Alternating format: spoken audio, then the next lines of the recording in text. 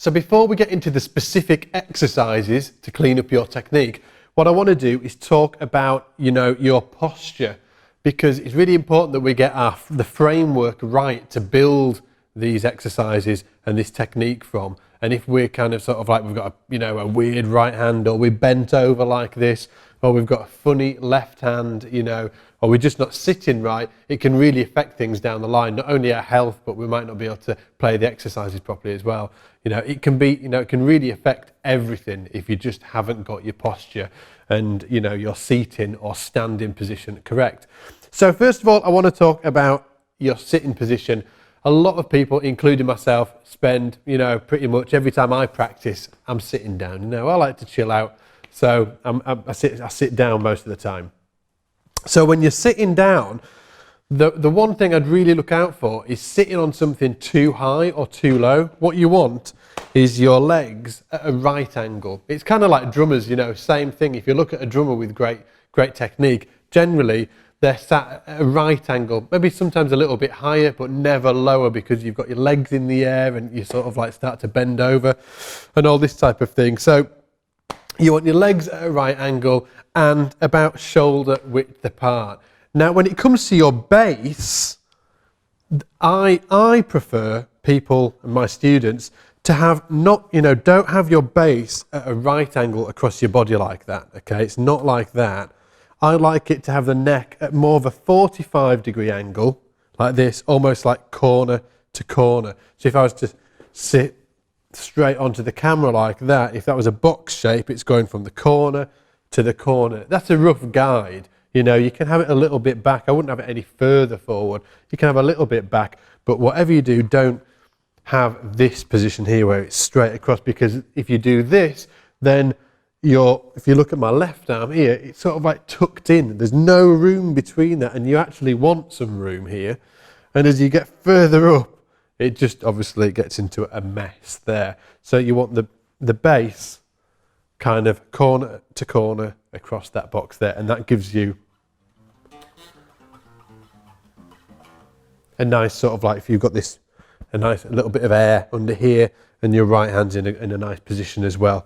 And remember, you've got your legs at pretty much a 90-degree angle, shoulder width apart-ish. Now, standing.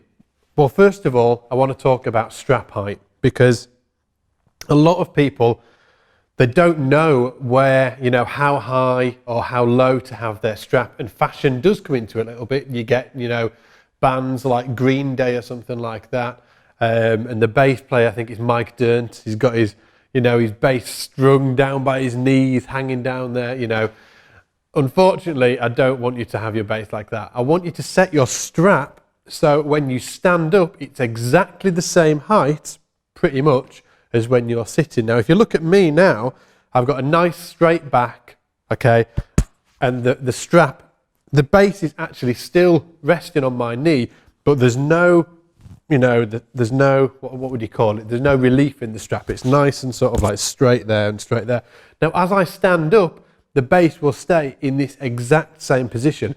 This is really important for a couple of reasons. You don't want the base too low or too high, because it does weird things with your fretting hand and your plucking hand, which we'll go through in a minute.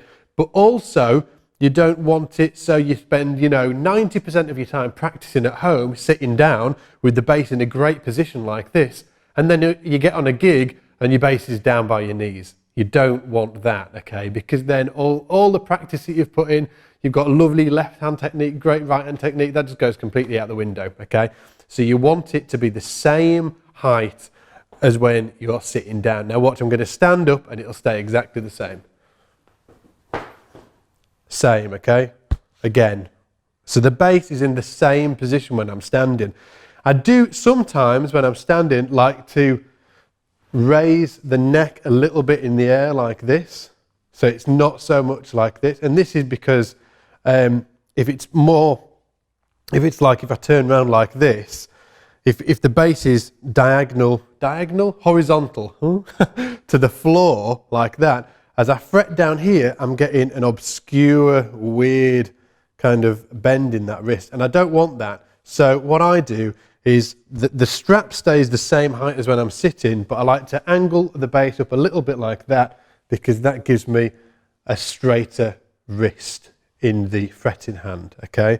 So again, when you're standing, shoulder width apart, back nice and relaxed, not too high. Actually, I just want to talk about why you shouldn't have it too high as well. If we have the bass too high on the plucking hand here, as the bass gets higher, watch what happens with the wrist. So watch what happens with the wrist. Gets higher. You know, you start getting this kind of thing. And the tendons run through the hand, down over a bone in the wrist. And what you get is that friction of the tendons running over I think it's the carpal bones or something like that. I missed that class at school. But the tendons run through that bone and then down the arm. So you don't want that tension, you know, the tendons going over that bone. You want to keep this wrist. I have mine slightly bent. In fact, I see some videos of myself and I'm like, wrist is too bent, you know, when you're playing. It's something I think a lot of players, you know, have problems with, myself included. I'm always trying to sort of like keep that wrist a lot straighter. I sometimes do tend to bend it a tiny, but I really try and keep away from that super bent wrist, and that happens when the bass is really high. Too low, obviously, and this hand, the left hand or the fretting hand, starts to, you know, do this. You'll get this kind of sort of like a gain, you know. Same thing actually on the right hand and the left hand, or the plucking hand and the left hand, or the fretting hand.